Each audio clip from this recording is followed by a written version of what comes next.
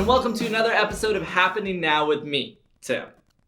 For those of you that missed the last episode and would like to watch it, feel free to check it out on my YouTube page where you can find all the Happening Now episodes. All two. On to the news.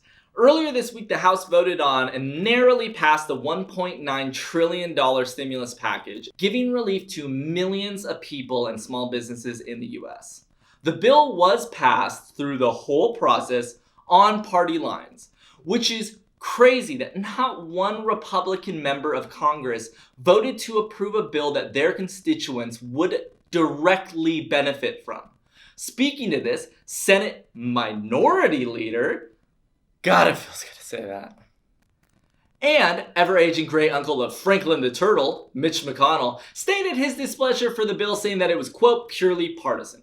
So, if I'm not mistaken, the current idea for congressional Republicans is, if it's not 100% what we wanted, then it is 100% crap.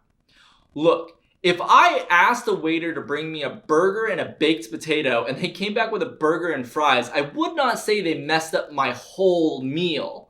And if their stance on bringing me fries was that they just wanted to make my sides more shareable, the only thing I could say to counter that is, I'm sorry, I guess I'm just really fucking selfish. Moving on. There was a bombshell interview earlier this week between Oprah, Meghan Markle, and Prince Harry, and though a lot was revealed, like a long line of white royals being racist, unfortunately, one of the biggest revelations was that Meghan felt at one point like taking her own life, which was ultimately heartbreaking. However, almost directly after the interview aired, there were some appalling takes, with the worst one coming from 55-year-old man-child and the UK's best Tucker Carlson impersonator, Piers Morgan, who stated that Meghan's comments about wanting to take her own life weren't real. What? Here's the thing. In a week where Burger King tweeted on International Women's Day that a woman's place is in the kitchen to apparently bring light to the fact that there's only a small percentage of women that are professional chefs, I wasn't expecting to see a dumber misstep.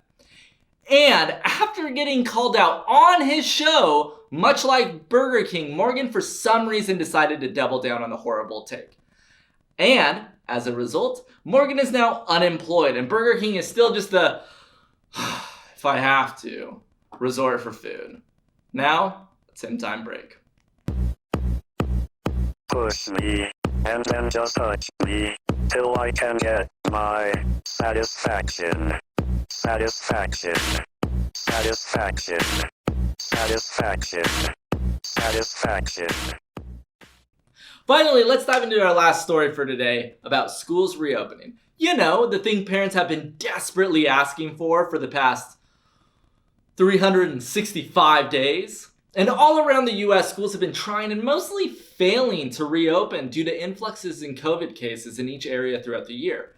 And through everything, there still doesn't seem to be a great fix, other than to just wait for teachers to get fully vaccinated and for COVID case rates to decrease. However, in an effort to find some type of solution, California Governor Gavin Newsom signed a piece of legislation that basically dangled money over the heads of school districts to get them to reopen by March 31st.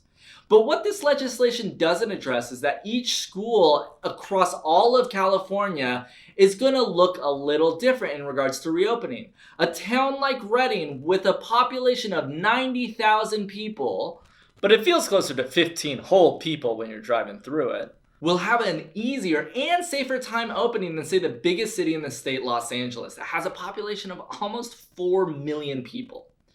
It would be like telling two people that they could have $1,000 if they just get to the other side of the road, but one of them only has to cross a Maple Street in Barstow, California, and the other person has to cross the 405 freeway.